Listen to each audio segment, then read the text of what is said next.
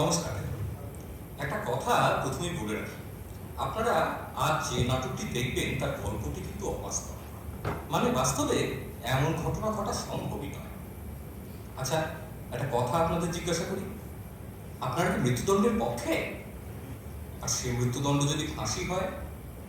জানি আপনাদের মধ্যে শতকরা 61 জন বলবেন হ্যাঁ, শতকরা 28 জন বলবেন না, এবং শতকরা 11 জন বলবেন জানি না বা ভেবে দেখিনি তো। আপনাদের মধ্যে যে শতকরা 61 জন হ্যাঁ বলবেন তাদের যদি জিজ্ঞাসা করি, আচ্ছা ফাঁসি ব্যাপারটা সম্বন্ধে কোনো ধারণা আছে আপনাদের? মানে ফাঁসি কিভাবে দেওয়া হয়? আপনারা না বলবেন। আমি জানি নাই বলবেন আপনারা, কেননা যারা ফাঁসি দেন তারা তো পরে মুখ খোলেন না, আর যাদের ফাঁসি হয় তারাও এসে বলতে পারেন না যে মশাই আমার এইভাবে ফাঁসি হয়েছিল। তাই বলছিলাম কি, চলুন একটা চান্স নেওয়া যাক, আজ একজনের ফাঁসি হবে, আপনাদের দেখিয়ে নিয়ে আসি। হ্যাঁ, খড়দহের কমণ্ডলের ফাঁসি হবে। আজ থেকে 5 বছর আগে এই কমণ্ডল তার স্ত্রী চাপারানীকে গলা টিপে খুন করে, এবং এই দীর্ঘ 5 বছর ধরে আইনের রথী মহারথীরা আইনের অণু পরমাণু খেটে কমণ্ডলকে দোষী সাব্যস্ত করেছেন এবং ওর ফাঁসির হুকুম দিয়েছেন। আজ কমণ্ডলের ফাঁসি হবে।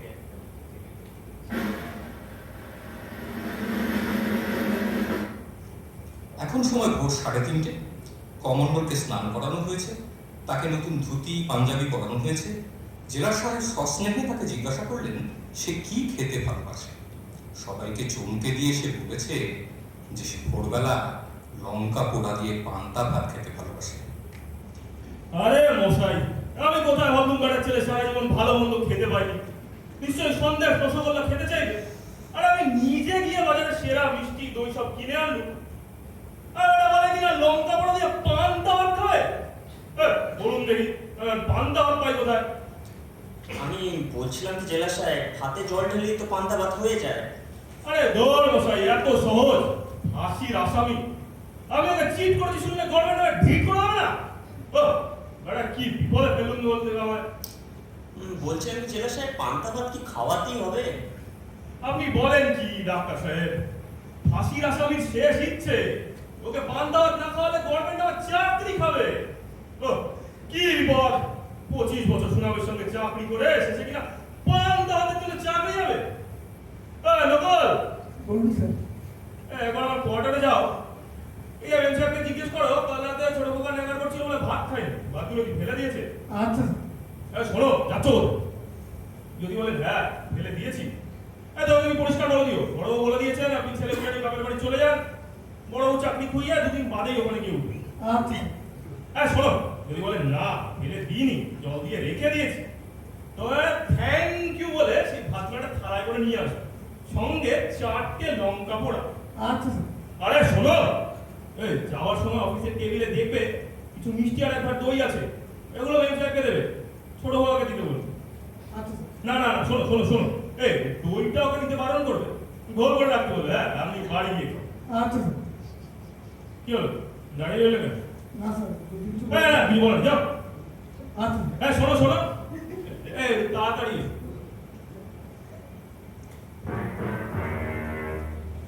যাই হোক, অনেক কষ্ট করে জেলার সাহেব কমণ্ডলের শেষ ইচ্ছে অনুযায়ী তাকে পান্তা ভাত খাওয়ানো।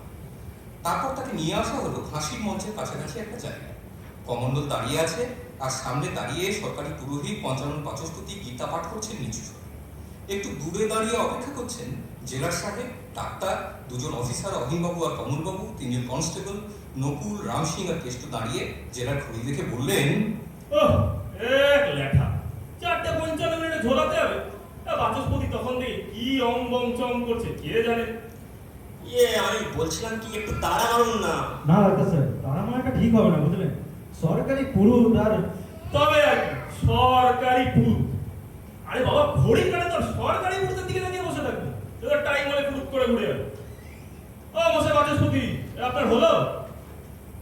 তখন থেকে কি হাতে ইশারায় বলছে হচ্ছে হচ্ছে। কমল, তোমার সব রেডি তো? আগে হ্যাঁ স্যার। হ্যাংম্যান এসেছে তো? হ্যাঁ স্যার। সবই তো ঠিক আছে, কিন্তু বাচস্পতি এত দেরি করছে। আরে ও মশাই বাচস্পতি, আপনার হলো? বাচস্পতি মন্ত্রপাঠ শেষ করে এগিয়ে আসেন।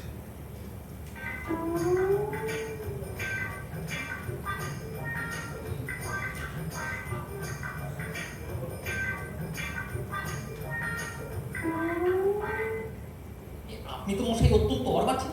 দেখছেন একটা লোক পরপারে চলে যাচ্ছে, তাকে একটু ঠাকুরের নাম শোনাচ্ছে। থামুন মশাই, ঠাকুরের নাম?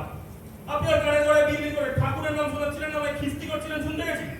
বেশি কথা না বলে কাজ করুন, সময় নেই। এইবার সবাই মিলে তাকে ফাঁসির মঞ্চের কাছে নিয়ে যায়। তার হাত দুটো পেছন দিকে বাঁধা হয়, তার সমস্ত মুখটা একটা কালো কাপড়ের মুখোশে ঢেকে দেওয়া হয়। জেলার সাহেব কমণ্ডলের অপরাধের পূর্ণ বিবরণ তাকে শুনিয়ে দেন এবং মহামান্য আদালতের যে রায়ের বলে তার মৃত্যুদণ্ড হচ্ছে সেই রায়ের পূর্ণ বিবরণটি পাঠ করেন। তারপর ফাঁসির দড়িটা তার গলায় পরিয়ে দেওয়া হয়। জেলার সাহেব 10 থেকে নিচের দিকে গুনতে শুরু করেন এবং যেই শূন্যে এসে পৌঁছলো দড়িতে টান পড়ে। কমণ্ডলের পায়ের তলা থেকে কাঠের পাটাতনটা সরে যায়, তার দেহটা শূন্যে ঝুলে পড়ে। কমণ্ডলের দেহ ঝুলে আছে। এইবার অহিনবাবু ডাক্তারকে সঙ্গে করে কমণ্ডলের দেহের কাছে যান, তার হাতের বাঁধন ও মুখের ঢাকা খুলে দেওয়া হয়। ডাক্তার কমণ্ডলের নাড়ি দেখেন, দেখেই চমকে ওঠেন, আবার দেখেন এবং চিৎকার করে ওঠেন, my god, he is still alive. Impossible, absurd. কি বলছেন আপনি? Yes, I mean I swear he is still alive. হতেই পারে না ডাক্তার, নিশ্চয়ই কোথাও আপনার ভুল হচ্ছে। ভুল আমার হয় না। ডাক্তার হিসাবে মানুষ বাঁচবে কিনা তা হয়তো ঠিক সময় বলতে পারি না, কিন্তু মানুষ মরে গেছে কিনা ঠিক বলতে পারি। হবেই তো, মন্ত্রপাঠের সময় এত বাধা দেওয়া, ও কাজ কি একবারে সফল হবে নাকি? একবার হবে না মানে? ওকে কি আবার ফাঁসি দিতে হবে নাকি? কি করবেন স্যার, সরকারি হুকুম বলছে until death। কিন্তু কখনো হতে পারে নাকি doctor? Is it really possible? Well, I don't really know. সাধারণত ফাঁসি দেওয়ার 5 থেকে 10 মিনিটের মধ্যে মানুষের নাড়ি থেমে যায়, কিন্তু হি স্টিল অ্যালাইভ। অহিনবাবু, বলুন স্যার। লাশটাকে নামিয়ে আনুন তো। ওয়েল, জেলা সাহেব, ইউ ক্যানট কল ইট এ লাশ, হি ইজ স্টিল অ্যালাইভ। আরে থামুন মশাই, এরা কাজ সুস্থভাবে করতে পারে না, ওরা আইন দেখাচ্ছে। অহিনবাবু ও অন্য কনস্টেবলরা মিলে কমণ্ডলের বাঁধন খুলে তাকে নিয়ে আসে। সে এখন অজ্ঞান অবস্থায়, তাকে শোয়ানো হয়েছে। ও কমল, কি করবো বলো? কি বলবো স্যার, কিছুই বুঝতে পারছি না। আচ্ছা স্যার, এক কাজ করলে হয় না? সবাই মিলে ধরাধরি করে আরেকবার দড়িতে ওকে লটকিয়ে জোরে জোরে 3-4 বার হ্যাঁচকা। না না না না, বলো, তাতে আইনে আটকাবে। আইন বলছে যে যে লোকটার মৃত্যু হচ্ছে সে মৃত্যুর পূর্ব মুহূর্তে জেনে যাবে যে সে এই অপরাধ করেছিল, তাই তার ফাঁসি হচ্ছে। কিন্তু ওর তো কোনো জ্ঞানই নেই। আচ্ছা, এক কাজ করলে হয় না, জল টল দিয়ে কোনো রকমের জ্ঞানটা ফিরিয়ে নিয়ে এসে প্রথম থেকে সমস্ত ব্যাপারটা আরেকবার করলে। প্রথম থেকে মানে সেই পান্তা ভাতে? আই এম সরি, আমার বাড়িতে আর পান্তা ভাত নেই। না না না না, প্রথম থেকে সবকিছু করার কি দরকার? মানে কোন রকমের ওর জ্ঞান ফিরিয়ে নিয়েছে, রায়ের বয়ান শুনিয়ে ঝুলিয়ে দিলেই চলবে। আমি কি এখানে ঘাস কাটতে এসেছি নাকি? আমরা টুকরি পাওয়া মাঠে মারা যাবে? না না না না, তা হবে না। আপনারা ওনার জ্ঞান ফিরিয়ে আনুন, আমি মন্ত্র করে শোনাই। দোহাই মশাই, আর মন্ত্রে কাজ নেই। আপনার এই বোম্বাই মার্কা অং বং চং শুনে বলে প্রাণটা বেরোতে চাইছেন। ডাক্তার সাহেব, এই দেখুন তো কোনো রকম একটা জ্ঞানটা ফিরিয়ে আনা যায় কিনা। ডাক্তার এদিক ওদিক খানিকটা পরীক্ষা করে হঠাৎ কমন্ডলের দুপাশে পা রেখে ওর বুকের উপর চেপে বসে আর ওর বুকে চাপ দিতে থাকে। খানিকটা মানো জল হেই বলছিল একটা আওয়াজ করতে থাকে। ও কি করছেন ডাক্তার সাহেব? আরে একে বলে হেইও আর্টিফিশিয়াল হেইও রেসপিরেশন হেইও এমনি করে হেইও বড় বড় হেইও হার্টের রোগী হেইও হার্ট বন্ধ হেইও হলে পরে হেইও হার্টটাকে তো হেইও চালু করে হেইও নিন নিন জ্ঞান এসে গেছে। এসে গেছে? এই কই দেখি, সর সর, সামনে সর। রাম স্যার, আরে চেয়ার নিয়ে এসো জলদি জলদি।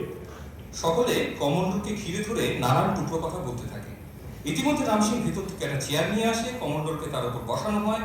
কমন্ডল শূন্য দৃষ্টিতে সামনের দিকে তাকিয়ে বসে থাকে।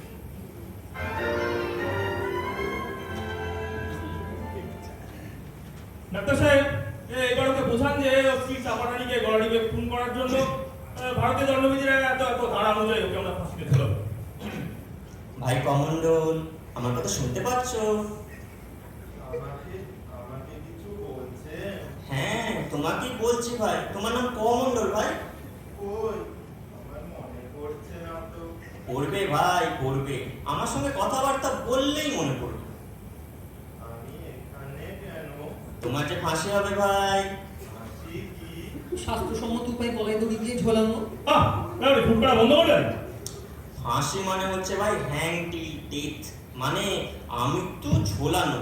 তোমাকে না আমরা ঝোলাবো, কি হবে? তুমি মরে যাবে। মরা কি? বেঁচে না থাকা। তাহলে আপনি বলুন আমি চলে যাই। দেখুন মশাই, আপনি যদি একটাও কথা বলেন খুব খারাপ হয়ে যাবে। ডাক্তার সাহেব প্লিজ চালিয়ে যান। মরা মানে ভাই বেঁচে না থাকা। বাঁচা কি? বাঁচা?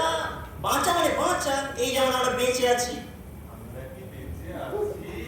না, কি উত্তর দেবে দাও? সরি সরি ডাক্তার সাহেব। নিশ্চয়ই বেঁচে আছো ভাই, এই যে তুমি বসে আছো কাঠের চেয়ারে বসে আছো। আরে রাম সিং, বেটা মা ওরা তো মা ওরা অফিসে এতগুলো ছাড়পকাওয়ালা চেয়ার আছে, তারা টানতে পারলে না। বসলেই মানুষ পেতে বেটা মুছে বেঁচে আছে কি মরে গেছে। এই যে কেষ্ট, চার্জশিট খাওয়ার মতলব যদি না থাকে চুপ করে থাকো। হ্যাঁ তুমি বেঁচে আছো ভাই, এই যে আমি তোমার সামনে দাঁড়িয়ে আছি, তুমি আমাকে দেখতে পাচ্ছ না? আপনি কে? আমি ডাক্তার, মানুষের সেবা করি, মানুষকে বাঁচাই। আপনি মানুষকে বাঁচান? মানে ইউজুয়ালি, মানে সাধারণত। কবে এতক্ষণ আপনি আমায় মরার কথা বলছিলেন কেন? ইয়ে মানে জেলা সাহেব, আমার আর এগুলো ঠিক হবে না, ব্যাপারটা খুব পেয়ারা জায়গায় এসে গেছে। শুনুন শুনুন শুনুন, সব শুনুন তো দেখি, আমি দেখছি। ওহে কমন্ডল, এ চেনো আমাকে? না। এ চেনো না? তোমার তো আবার চেনার কথাই না, তোমার তো আগে কখনো ফাঁসি হয়নি। শোনো, আমার নাম পঞ্চানন বাচস্পতি, সরকারি পুরোহিত, পুজো করি। কি পূজা করেন? জেলের সব পুজোই, জেলের দুর্গা পুজো, জেলের কালী পুজো, জেলের সরস্বতী পুজো, তারপর ধরো গিয়ে অনুশাসন পুজো, এমনকি জেলা সাহেবের বাড়ির শনি পুজোটাও আমিই করি। ওটা ক্যামেরার মধ্যে টানছেন, ওটা তো আপনার আনঅফিসিয়াল ডিউটি। এখানে পূজা হবে? হ্যাঁ বাবা, এখানে পুজো হবে, এখানে ফাঁসি পুজো হবে। কই এখানে তো কোনো ঠাকুর দেখতে পাচ্ছি না। দেখবে কি বাবা, ঠাকুর কি চোখ চাইলেই দেখা যায়? ঠাকুরকে তো উপলব্ধি করতে হয়। মশাই হাঁটুন তো, যত যা বোম্বাস্টিক কথাবার্তা। কমন্ডল, আমি ডাক্তারও নই, পুরুতও নই, আমি হলাম পুলিশ। পুলিশ কি? পুলিশ হলো তার চোর ধরে যারা। না না না না, ভুল বলেন। পুলিশ হলো তারা, পুরুত তারাই যারা। আর একটা হবে সঙ্গে পারবো। বার করে দেবে, কত শান্তি। আমি সরকারি পুরোহিত, সরকারি কাজে এসেছি, ব্যাস। আমাকে বার করে দেওয়া আর আপনার কোনো এখতিয়ার নেই। আরেকটা কথাই বলে দেখুন না, এখতিয়ার আছে কি নেই বুঝিয়ে দেবো। কমন্ডল, যা বলছিলাম, তুমি তোমার স্ত্রী চাপারানিকে গলাটিকে খুন করেছো, তার জন্য তোমার ফাঁসি হবে। চাপারানি কে? চাপারানি? আরে তোমার বউ, যাকে তুমি খুন করেছো, মনে পড়ছে না? না। এই মনে পড়ছে না নাকি ইচ্ছে করে মনে করতে চাইছো? না গো বাবু, সত্যি করে বলছি, আমার কিছুই মনে পড়ছে না। ওহ, তো শালা আচ্ছা ঝামেলা বললুম। ও কমল, কি করি, কিছু বুদ্ধি টুদ্ধি দাও না। কি করবো স্যার, কিছুই বুঝতে পারছি না। স্যার আমি বলি কি এরকম ভাবে হবে না। আমার মনে হয় সেদিনকার ঘটনার একটা ভিভিড ডেসক্রিপশন ওকে দিতে হবে। তা পারলে আপনি দিন। ওয়ে কমন্ডল শোনো, খড়দায় তোমার বাড়ি ছিল, বাড়িতে তোমার অন্ধপুরো বা 3 ছেলে মেয়ে আর বউ চাপা। সেখানে একটা রোলিং মিলে তুমি কাজ করতে, আর মাইনে টাইনে তোমার ভালোই ছিল, কিন্তু তোমার অনেক বদ দোষ ছিল। তুমি প্রচন্ড নেশা করছিলে। ঘরে তোমার সুন্দরী স্ত্রী থাকা সত্ত্বেও তোমার খারাপ পাড়ায় যাতায়াত ছিল। সে যাই হোক, হঠাৎ একদিন শ্রমিক অসন্তোষের দরুন তোমার কারখানার মালিক তোমাদের কারখানা বন্ধ করে দিতে বাধ্য হয়। তোমার বাড়িতে অভাব দেখা দিলে, কিন্তু তবু তোমার নেশার পয়সা জোগাড় করতেই হবে। তা একদিন যখন তোমার কারখানার গেটের সামনে ইউনিয়নের নেতারা তোমাদের উস্কে দিয়ে বক্তৃতা করছিল, তখন তোমার খুব নেশা করতে ইচ্ছা হলো। তুমি টাকার সন্ধানে কাবলিওয়ালার কাছে গেলে, সে তোমার টাকা দিলে না, এক বন্ধু তোমায় খাওয়ালো। নেশায় টং হয়ে তুমি বাড়ি ফিরলে। বাড়ি ফিরেই তুমি তোমার অন্ধ বুড়ো বাপকে টাকার জন্য গাল দিতে লাগলে। তোমার ছেলেমেয়েরা তখন ভাত খাচ্ছিল, তুমি ওদের ওপর রেগে গেলে। আমার মার খাওয়ার পয়সা নিয়ে তোরা ভাত খাচ্ছিস। তুমি মারধর শুরু করতেই চাপা ছুটে এলো ওদের বাঁচাতে। তুমি চাপার কাছেও মদ খাওয়ার পয়সা চাইলে, চাপা দিতে পারলো না। সামনে পড়ে থাকা একটা থালা তুলে নিলে বিক্রি করে মদ খাবে বলে। চাপা পাতা দিতে এলে ওর গলাটা ক্যাক করে টিপে ধরলে, চাপা মরে গেল। ওহে মন্ডল, শুনলে তো সব কথা। এইবার মনে পড়েছে তো?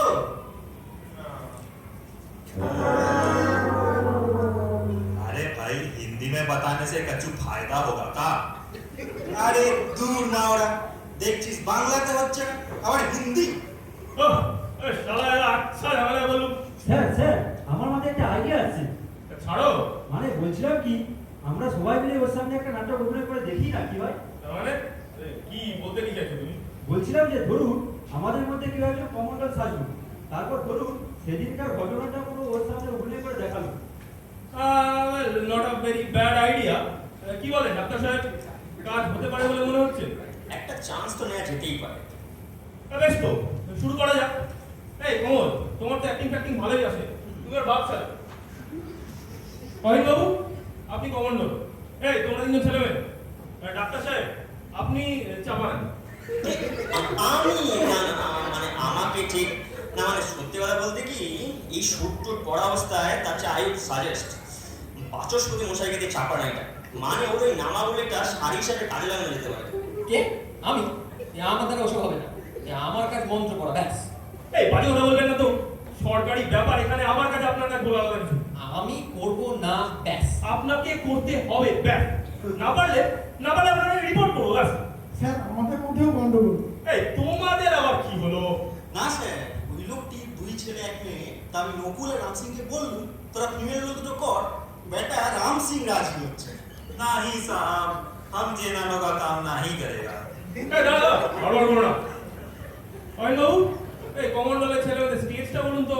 আগে ওর বড় মেয়েটা 7 বছরের, আর ছোট মেয়েটা 4 বছরের, আর একদম ছোট ছেলেটা 2 বছরের। ঠিক আছে, তাহলে সিনিয়রিটি অনুযায়ী, এই নকুল তুমি বড় মেয়ে, কেষ্ট তুমি ছোট মেয়ে, আর রামসিং ওই তুমি ছেলেটা। ঝামেলা করো, শুরু করো। আর ডাক্তারবাবু, আপনি তাহলে কাবলিওয়াল।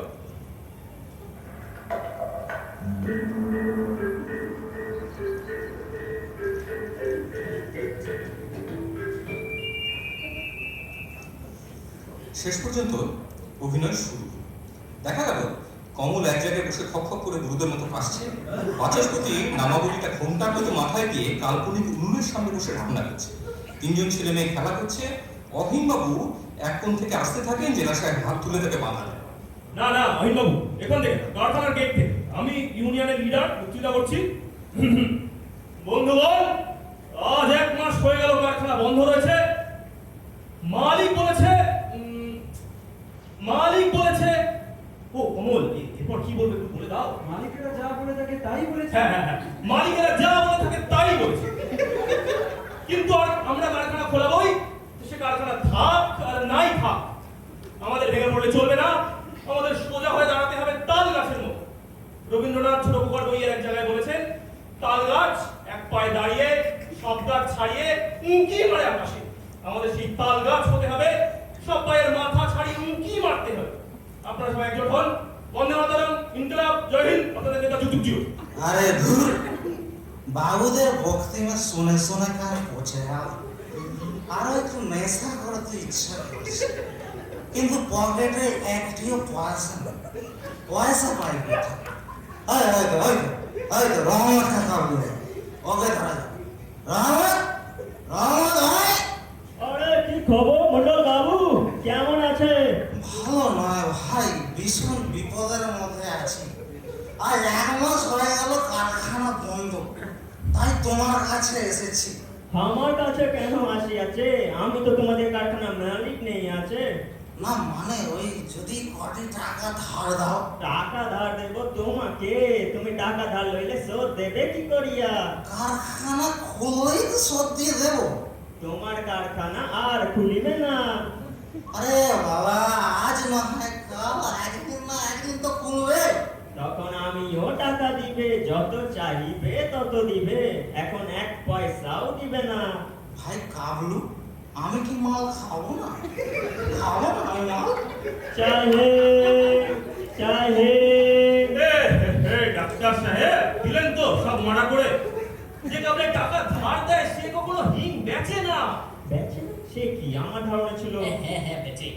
এই যা জানেন না তাই কভার করবেন না তো। এই আপনি আমার চেয়ে বেশি জানেন। আমি নিজে বাজে কথা বলছে। আপনি নিজে দেখেছেন যে কাউকে হিং বেচে সে টাকা ধার দেয়? শুধু দেখেছি নয়, আমি নিজে ধার নিয়েছি আমার ষষ্ঠ পুত্রের অন্নপ্রাশনের সময়। থাকে ও নিয়ে সময় নষ্ট করার কোনো মানেই হয় না স্যার, ওটা খুব মাইনর পয়েন্ট। আর রহিম বাবু, এই ব্যাপারটা একটু রিয়েলিস্টিক করুন। কত সফিস্টিকেটেড কথাবার্তা কমন দলের কাছে লোকের মুখে মানায় না। এই কিছুটা কিস্তি করুন। পারবো না স্যার। এই কি পারবেন না? এই মানে স্যার মানে ওই খিস্তি উচ্চারণ করতে পারবো না স্যার, দিব্যি দেয়া আছে। এই কিসের দিব্যি? আগে স্যার ওই চাকরিতে ঢোকার পর প্রথম না খুব মুখ খারাপ হয়ে গেছিল, যখন তখন ভরাট খিস্তি করতাম। এই বিয়ের পর শ্বশুর বাড়িতে গিয়ে প্রথম শ্বশুরমশাইয়ের সাথে গল্প করছি, আর টোকা দুটো কাঁচা খিস্তি বেরিয়ে গেল। স্যার সেই থেকে স্ত্রী দিব্যি দিয়েছে, এই খিস্তি উচ্চারণ করলেই ওর মহামুখ দেখবো স্যার। চাকরি ছেলে পাঠশালা বলে বসুন। থাকবে চালিয়ে যান। না স্যার মানে মানে আমি বলছিলাম যে এই কমন্ডলটা স্যার আপনিই বলুন। মানে সত্যি বলতে কি, টু মেক ইট রিয়েলিস্টিক, এই খিস্তি টিস্তি একটু করা উচিত। আর স্যার মানে আপনার ওটা তো স্যার বেশ ভালোই আছে। না না না, খারাপ কথা বললে আমি এসবে থাকবো না, ব্যাস। এই দেখুন মশাই, চাকরি করতেছি ও আর তো পিট পিট করলে চলে। ঠিক আছে, এই কমন্ডলটা আমিই করছি। এই খিস্তি না একটু কম করুন।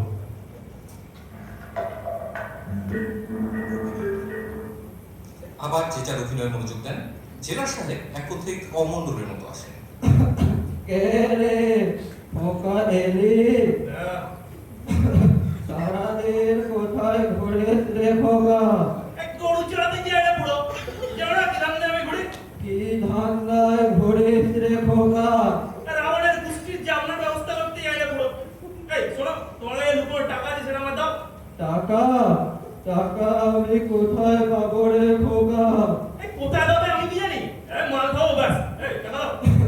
আমি টাকা কোথায় পাবো বল? কোথায় পাবে? এই কেন? আমার যখন চাকরি ছিল তখন তো রোজ আমার পকেট থেকে সরাতে। সে টাকা কোথায়?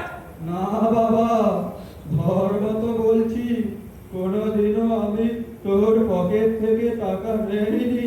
এই ফের মিথ্যা বলছো পুরো। আর নিয়ে চলে দেখিনি?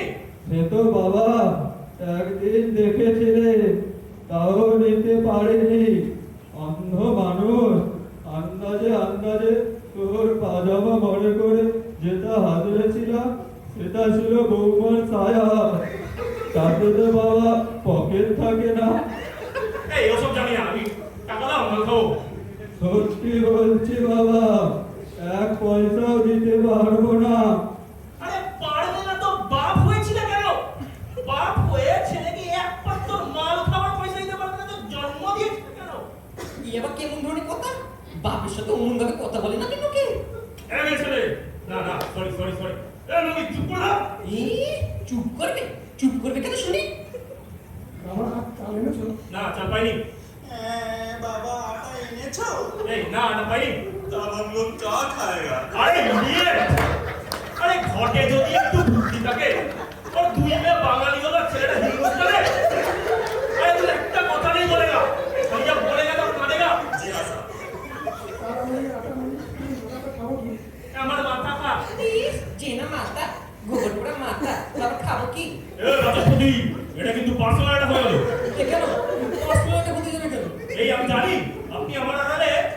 বহু জায়গায় বলেছেন যে জেলার সাহেবের মাথায় গোবর পড়া আছে। সে তো আপনার গিন্নিরই কথা, আমি খালি প্রচার করেছি। এই আপনি তো মহান জাদুর লোক মশাই। সামনাসামনি তো বলবার সাহস নেই, মকাবে শুনে দিলেন। ঠিক আছে, আমিও মকাবেলে শোধ নেবো। যাই হোক, কন্টিনিউ। কি বললি মামি? আমার মাথায় গোবর পোড়া? তোর বাপের মাথায় গোবর পোড়া? বাপ তুলে কথা বলবেনই বলে দিচ্ছি। বেশ করবো, বল। কি করবি তুই? মারি মারি। বাবা মা তোমরা ঝগড়া করো না, আমার ভীষণ ভয় করছে। ও খোকা, ও বউ, কি হলো রে তোদের? এই তোর সব কথায় কাজ কি রে বুড়ো ভাব? তুই চুপ করে থাক। মেয়েসব কথা শুনলে গা জ্বলে যায়। বুড়ো বাপ তাকে বলে কিনা চুপ করে বসে থাক। এই তুই চুপ করবি? চুপ করবে? চুপ করবে কেন শুনি? ভাত দেওয়ার কেউ নয়, কিল মারার গোসাই। তো বড় মামি। এই বলেই জেলা সাহেব বাচস্পতির উপর ঝাঁপিয়ে পড়ে। কনস্টেবল থেকে বাবা গো মা গো বলে চেঁচাতে শুরু করে। এর মধ্যে রামসিং খালি হায় রাম বলে কেটে যাচ্ছে। জেলা হুঙ্কার দিয়ে ওঠে। আরে ধর, এই এরকম হেরে গলা বাচ্চা কান্না লেগে অ্যাক্টিং এর মধ্যে থেকে। এই রামসে, তোমার বুদ্ধি শুদ্ধি করে হোগা। বাঙালি ছেলে কাদার সময় মায়েরা মায়েরা করতে। যা, শুরু করো। আমি বলছিলাম কি স্যার, অনেক দূর তো হলো, এবারও কি একবার জিজ্ঞাসা করে দেখলে হয় না ইতিমধ্যে ওর কিছু মনে পড়েছে কিনা? হ্যাঁ, ঠিক বলেছো। ডাক্তার সাহেব, এবার জিজ্ঞেস করে দেখুন তো ওর কিছু মনে পড়েছে কিনা। কমন্ডল, ও কমন্ডল, তোমার কিছু মনে পড়েছে? সরি জেলা সাহেব। আরে চালান চালান, আমার তো খুব ভালোই লাগছে। ও অবেশে বাল্যকালে যাত্রা করেছিল, এখনো দেখি প্রতিভা মরেনি। আরে আপনার কি মশাই প্রতিভা মারাচ্ছেন? এই পেছন তো পাচ্ছে আমার। কত কষ্ট করে বানিয়ে বানিয়ে ডায়লগ বলতে হচ্ছে জানেন? কেন কেন? এসব সংলাপ তো প্রত্যেকেরই মুখস্থ থাকা উচিত। এই বাড়িতে তো সকলেরই পত্নী আছে নাকি? না, এই আমার পত্নী থাকলেও তার সঙ্গে আমার ঝগড়া হয় না। তিনি আমায় খুব স্নেহ করেন। এই হাসলেন কেন বলুন? না মানে স্যার, স্নেহ কথাটা ঠিক প্রযোজ্য না। আসলে স্যার স্নেহ কথাটা তো বড়দের ক্ষেত্রে। এই আপনি বোধহয় জানেন না, এই আপনার বৌদি আমার চেয়ে 3 বছরের বড়। হ্যাঁ, নিন শুরু করুন। ভাত দেওয়ার কেউ নয়, কিল মারার গোসাই। যা শালি, যেখানে ভালো ভালো খেতে পাবি সেখানে যা। যাবই তো, যেখানে দু চোখ যায় সেখানেই চলে যাব। চলে গেলেই তো পারিস। কে তোকে মাথার দিব্যি দিয়েছে থাকতে? তোর বাপের ক্ষমতা থাকে তো নিয়ে যাবি না তোকে। কেন? আমার বাপ নিতে যাবে কেন? তখন তো আমার বাপের পায়ে ধরে ছেলে ছিলে আমার বিয়ে করবার জন্য। বয়ে গিয়েছিল আমার, তোর বাপই আমার পায়ে ধরেছিল। মুখ খসে পড়বে তোমার। আমার বাপের নামে মিথ্যে কথা বললে মুখে পোকা পড়বে তোমার। এরপরে আর নামে থাকা যায় না। কি বলেন ডাক্তার? তো বড় হবে। জেলা ঝাঁপিয়ে পড়লেন বাচস্পতির উপর। না করে ছুটে আসে অধীর। না না না না স্যার, সমস্ত ব্যাপারটা গন্ডগোল হয়ে গেল। আপনার তো প্রথমবারই চাপার উপর ঝাঁপিয়ে পড়ার কথা নয়। স্যার দেখুন, আপনি মদ খাওয়ার টাকা চাইবেন চাপার কাছে, সে দিতে চাইবে না, ছেলেমেয়েরা কাঁদতে থাকবে। তখন আপনি থালা বাসন চাইবেন বেঁচে মদ খাওয়ার জন্য, চাপা তাও দিতে চাইবে না। তখন আপনি ওর গলাটা টিপে ধরবেন। ওরে বাবা, এখনো এত কাণ্ড বাকি। এ তাহলে জেলা সাহেব এত জোরে ঝাঁপিয়ে পড়বেন না কিন্তু। আগের বারে যা দিলে বড্ড ব্যথা লাগে। আমার পক্ষে অমন কথা বলা সম্ভব। অ্যাক্টিং এর সময় কিরকম মুড এসে যাবে কি করে বলবো? এই যে ছেলেমেয়েরা, আমি ইশারা করলে তোমরা যাবে খাবার জন্য। হ্যাঁ, শুরু করো। আমার বাপের নামে মিথ্যে কথা বললে মুখে পোকা পড়বে। জেলার ইশারা করতেই কনস্টেবল 3 জন কাঁদতে শুরু করে।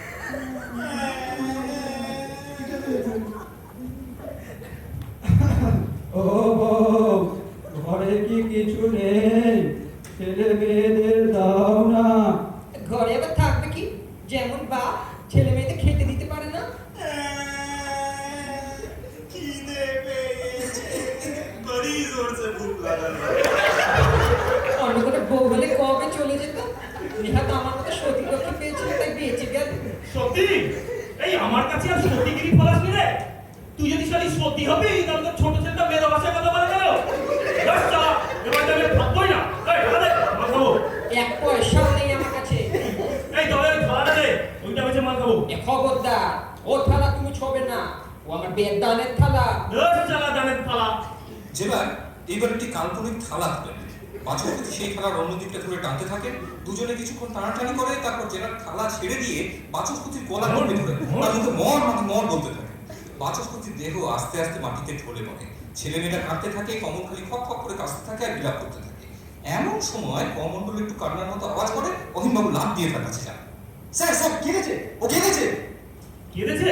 এই কই দেখি দেখি, এই সরো সরে। বাচস্পতি ছাড়া সবাই কমণ্ডলকে ঘিরে নানান গুঞ্জন করতে থাকে। বাচস্পতি পড়ে থাকে নিশ্চল মরার মতো। হঠাৎ কমলের চোখ পড়ে তার উপরে। বাসস্পতি মশাই, ও বাসস্পতি মশাই, উঠুন উঠুন, আর অ্যাক্টিং করতে হবে না, কমণ্ডল কেটেছে। স্যার শিগগিরই আসুন। এই কেন, কি হলো? বাসস্পতি মশাই নড়ছেন না আর উঠছেন না। সে কি, ডাক্তার সাহেব এই দেখুন তো কি হলো। ডাক্তার পরীক্ষা করে গম্ভীর মুখে উঠে দাঁড়ান। আই এম সরি জেলার সাহেব, হি ইজ ডেড।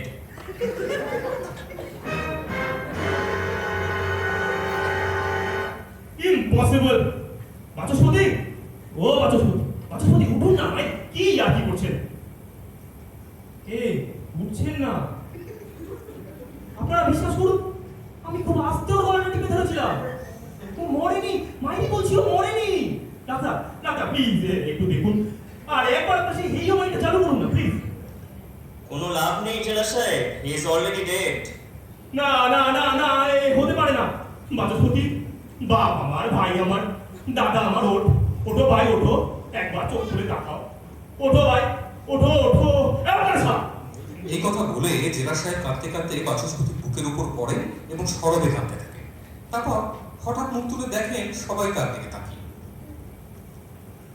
এ কি, আপনারা সবাই আমার দিকে অমন করে তাকিয়ে আছেন কেন? বিশ্বাস করুন, আমি ওকে মারতে চাইনি। ওর ওপর আমার কোনো রাগ ছিল না। আরে যা একটু খ্যাচ খ্যাচ করতাম ওকে তো সংস্কৃতর জন্য। ছেলেবেলা আমি সংস্কৃতে বারবার ফেল করতাম। সংস্কৃত বলা লোক দেখলেই আমার রাগ হয়। তার জন্য তো খুন করার কথা আমি ভাবতেও পারি না। আপনারা আমাকে বিশ্বাস করুন। হায় ভগবান, কেউ আমাকে বিশ্বাস করছে না। কমলবাবু, হেডকোয়ার্টারে ফোন করে ব্যাপারটা জানানো দরকার। Doctor, what is your opinion? Well, you can call it a case of a murder. না না মানে না না না, এই মার্ডার নয়, মার্ডার নয়, এটা একটা অ্যাক্সিডেন্ট। তা কি করে হবে স্যার? অ্যাক্সিডেন্ট নয়, আরে আমি আস্তে গলাটা টিপে ধরেছিলাম। ও যে আমাকে বাঁচানোর জন্য মরে যাবে, কে জানতো? বিশ্বাস করুন, এইটা একটা অ্যাক্সিডেন্ট। তাহলে তো কমণ্ডলের ব্যাপারটাও অ্যাক্সিডেন্ট হতে পারতো স্যার। এই দুটো কেসে মোটিভ সম্পূর্ণ আলাদা। কমণ্ডল তার বুকে মেরেছিল, আর বাচস্পতি মরে গেছে। তার মানে আপনি বলতে চাইছেন বাচস্পতি সুইসাইড করেছে? না না না না, আমি যে কি বলতে চাইছি আমি নিজেই জানি না। ডাক্তার, ডাক্তার সাহেব আমাকে বাঁচান, বাঁচান। না মানে আমি আপনাকে কেমন করে বাঁচাবো বলুন? মানে আপনার তো কোনো অসুখ কিছু করেনি। হায় ভগবান, কে আমাকে বাঁচাবে, কে বাঁচাবে? এই তুমি তুমি তুমি তো বড় বাঁচাতে আমাকে, তুমি তো সাক্ষী। এই তুমি তো দেখেছো, তোমাকে বোঝানোর জন্যই আমি ওর গলা টিপে ধরেছিলাম। আমি ওকে ইচ্ছে করে মারিনি। ওকে সাক্ষী মেনে কি করবেন স্যার? একটু বাদেই তো ওর সব কথা মনে পড়ে যাবে, আর আমরা এক্ষুনি ওকে ফাঁসি কাটে চলাবো। তাই তো? হে ভগবান, ওর যেন কিছু মনে না পড়ে। কমণ্ডল, এই তুমি সব ভুলে যাও। তুমি কমণ্ডল নও, চাপা তোমার কেউ নয়। এই তুমি কাউকে গলা টিপে খুন করো। সে কি স্যার, এই তো একটু আগে আপনি অস্থির হয়ে উঠেছিলেন, যাতে ওর সব কথা মনে পড়ে। আরে শালা, এ তো চাকরি বাঁচানোর জন্য, এখন তো প্রাণ বাঁচানো দরকার। সরি স্যার, কোনো উপায় নেই।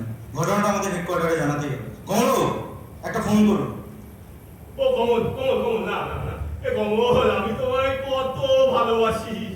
এক্ষুনি ফোন করো না। ওই হারে কি মুশকিল হয়ে পড়লো রে বাবা। ও লোক, রেঞ্জারকে গিয়ে বলো ঘোল আর করতে হবে না। জেলা সাহেব ফুপিয়ে ফুপিয়ে কাঁদতে থাকে। সবাই তাকে নানা রকম সান্ত্বনা দিতে থাকে। হঠাৎ রাম সিং প্রচন্ড ভয় পেয়ে মুখে গোঁ গোঁ আওয়াজ করতে থাকে। সবাই রাম সিং এর দিকে তাকায় এবং ওর দৃষ্টি অনুসরণ করে দেখে বাচস্পতি নড়ে চড়ে উঠে বসলো।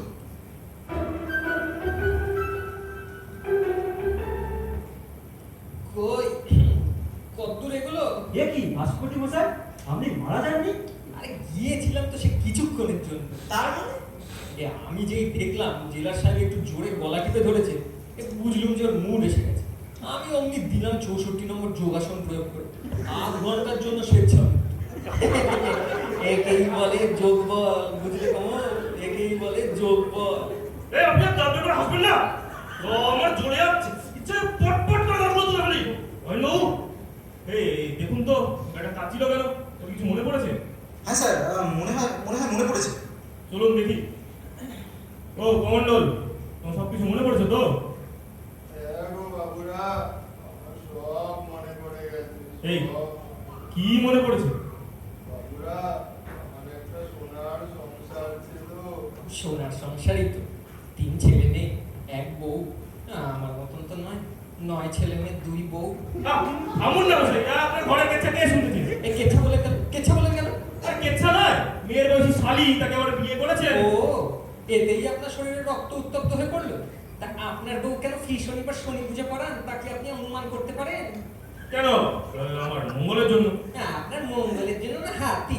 আপনার স্ত্রী আমায় নিজে বলেছে, ঠাকুর মশাই, শনি ঠাকুরকে বলুন যেন ওই রাক্ষসীর নজর থেকে আপনার বড় সাহেবকে বাঁচিয়ে রাখতে পারি। আর সেই রাক্ষসীটি যে আপনার খুঁড়তো শালী, তাকে কম্পাউন্ডে কারো জানতে বাকি আছে? স্যার প্লিজ, আপনারা যদি এ সময় পার্সোনাল ব্যাপার নিয়ে মাতামাতি করেন তাহলে কাজে দেরি হয়ে যাবে স্যার। ঠিক আছে, কমন্ডলকে ছোলাই, দেখবেন আপনাকে কেমন ছোলাবো। হ্যাঁ, এই কমন্ডল, যা বলছি, তোমার একটা সোনার সংসার ছিল, তারপর? আমার একটা চাকরি ছিল, তারপর? আমার ঘরে শোক ছিল, শান্তি ছিল।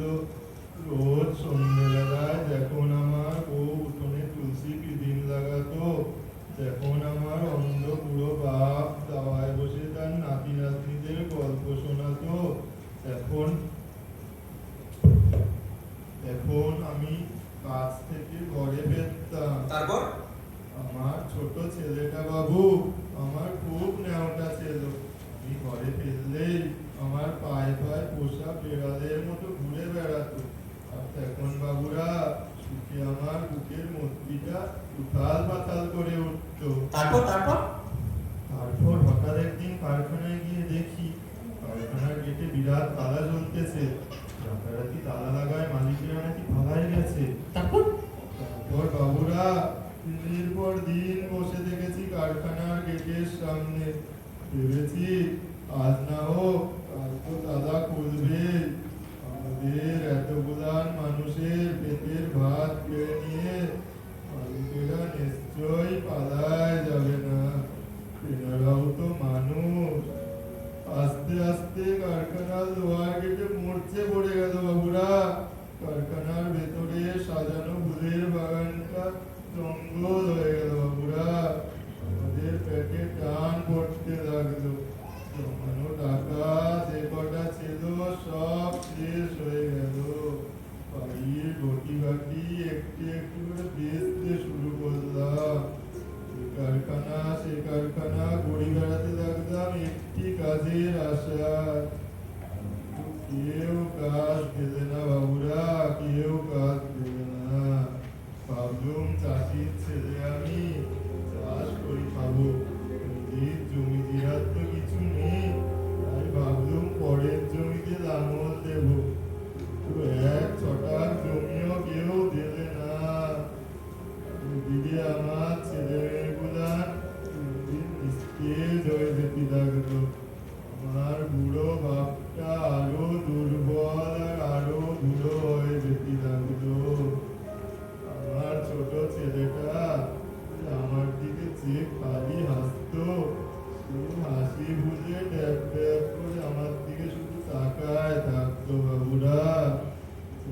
ওই চোখ দুটো দিয়ে আমায় বলতো, বাপরে আমার বড় খিদে লেগেছে রে বাপ, আমায় দুটো কাতি দে। আর কষ্টে আমার বুকের পাঁজর গুলা টন টন করে উঠতো। ওরা আমি চোরের মতো চোখের সামনে থেকে পালায় যেতাম। এই, তারপর? তারপর একদিন অনেক রাতে চোরের মতো বাড়ি ফিরে ওরা চোরের মতো। ভেবেছি ছেলে মেয়েগুলার মধ্যে ঘুমিয়ে পড়েছে। ঘরে ঢুকে দেখি আমার ছেলে মেয়েগুলার বসে বসে ভাত খাচ্ছে। আমার বুকের মধ্যে ধক করে উঠলো বাবুরা। চাল পেলো কোথায়? চাপা বললে ছেলে মেয়েদের খিদের কান্না সহ্য করতে না পেরে দুমুঠো চাল চুরি করে এনেছে। আমার মাথার মধ্যে আগুন জ্বলে গেল বাবুরা। আমি দৌড়ে গেলাম ওদের ভাতের টানা তারা টান মেরে ফেলে দিতে। না, চুরি করা চাঁদের ভাত আমার সন্তানের মুখে তুলতে দেব না। বাবা ছুটি এসে আমার পায়ে পড়ে বললো, ওগো ওদের বড্ড খিদে লেগেছে, আরে অনেক দিন কিছু খাইনি, আমায় তখন দানোয় পেয়েছে বাবুরা। আমি জোর করে চাপাকে সরায় দিতে গেলাম, আমার হাতটা গিয়ে ওর গলায় পড়লো। বাবুরা, চাপাও তো অনেক দিন কিছু খায়নি, দুর্বল শরীর, সে ধাক্কা সহ্য করতে পারলো না বাবুরা, পড়ে গেল। আর উঠলো না বাবুরা, আর উঠলো না, আমার চাপা আর উঠলো না। বাবুরা, বাবুরা, তোমরা তোমরা আমায় ফাঁসি দাও, আমার হাত বাঁধতে হবে না, আমার চোখ বাঁধতে হবে না, নিয়ে চলো ফাঁসি কাঠের কাছে, আমি নিজেই ফাঁসির দড়ি গলায় বড়ি নেব। বাবুরা, তোমরা আমায় ফাঁসি দাও, আমি চাপার কাছে চলি যাই, চাপারে গিয়ে বলি, চাপারে, আমি তোরে মারিনি, তবু ওরা আমায় ফাঁসি দেবে। তারা তোকে সত্যি মেরেছে, তাদের তো কেউ চেনে না, তাদের ফাঁসি কোনো দিন হবে না, কোনো দিনও না। চাপা, হ্যাং হিম টিল ডেথ। পরিবেশিত হলো নাট্যকার বিমল বন্দ্যোপাধ্যায়ের নাটক একটি অবাস্তব গল্প। জেলারের ভূমিকায় অর্কদীপ্ত, অহিন হয়েছে অর্পণ, কমলের ভূমিকায় মৃন্ময়, নকুলের ভূমিকায় অয়ন, রাম সিং হয়েছে সায়ন, কেষ্টর ভূমিকায় সুদীপ্ত, বাচস্পতি দেবাশিস, কমণ্ডল হয়েছে সুজয় এবং ডাক্তারের ভূমিকায় তন্ময়। ধন্যবাদ।